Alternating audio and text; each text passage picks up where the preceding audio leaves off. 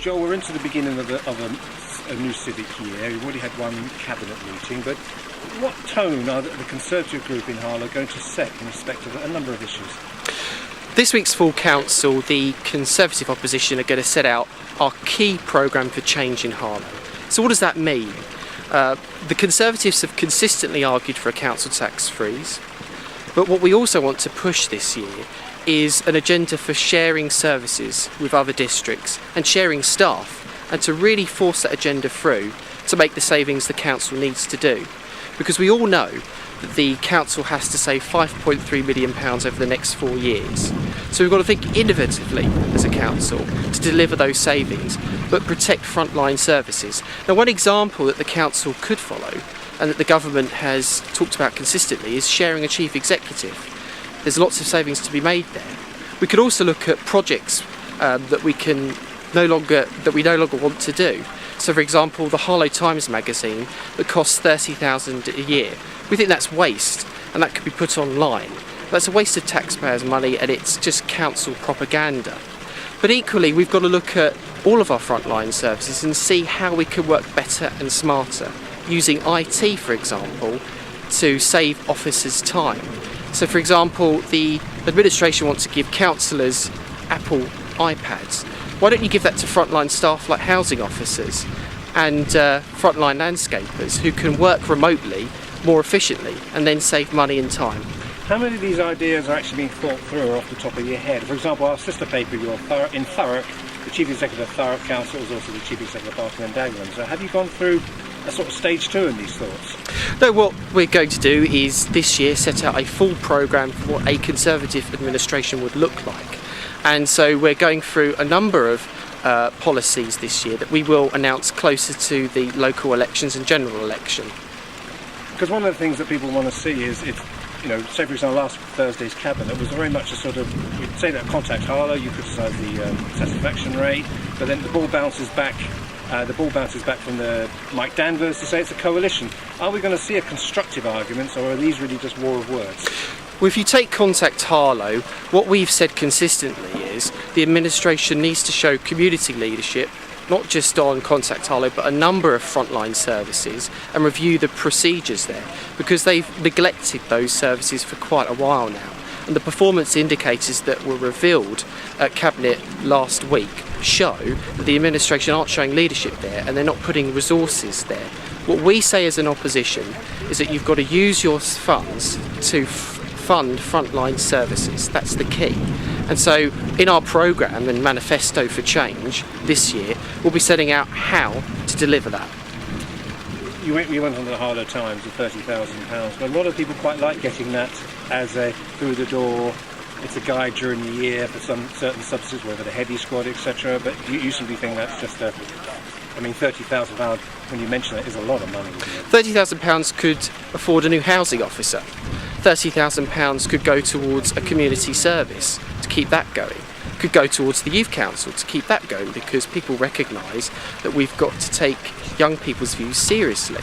That type of money could be used elsewhere for another frontline service, and people already get the Harlow Star through their door, which already has a lot of information from the council on these sorts of matters. Now, online presence, lots of people have computers at home and can click onto an e-version of the Harlow Times. What we're looking at is a root and branch review of all the council services and where you can make savings to ensure that we keep services like the Playhouse and Pets Corner open. Is this going to be a year of rancour, do you think, or do you think it's going to be a year of robust analysis? It's going to be a year of robust analysis, but we as an opposition are unhappy with some of the things that Labour are already planning to do. We're concerned that already the Labour Party are specifying savings that they can't deliver.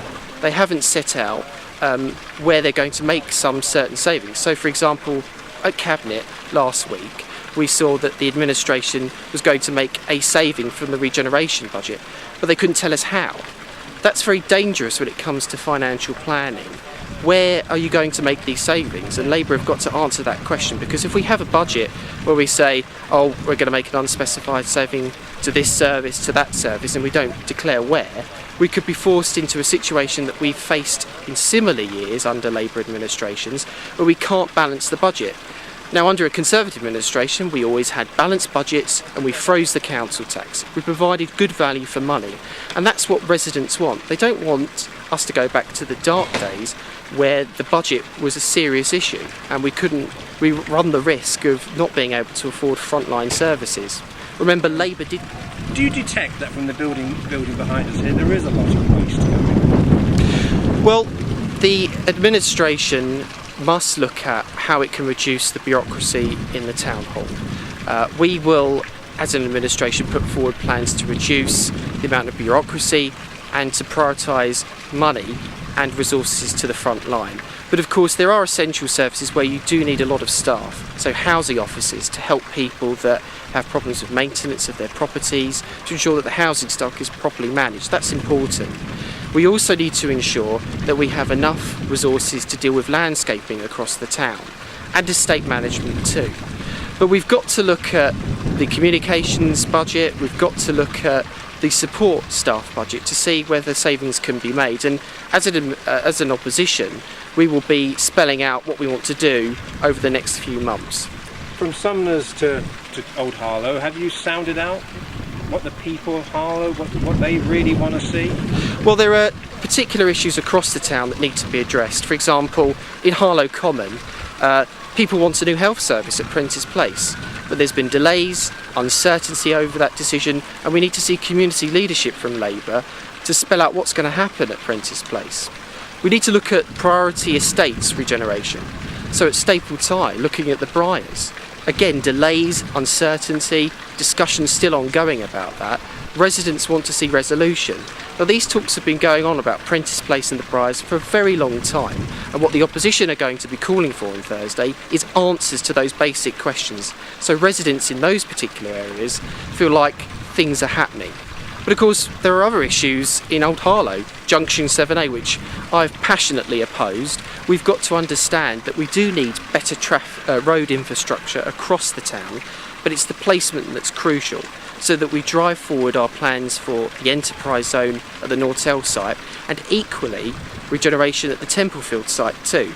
I'm unsatisfied that the administration have said that in, say, 10-15 years Templefields could become another hub for high technology. Now, we've got superfast broadband there. We need to push that further too and capitalise on what Harlow could become, a knowledge corridor for the eastern region. Charles.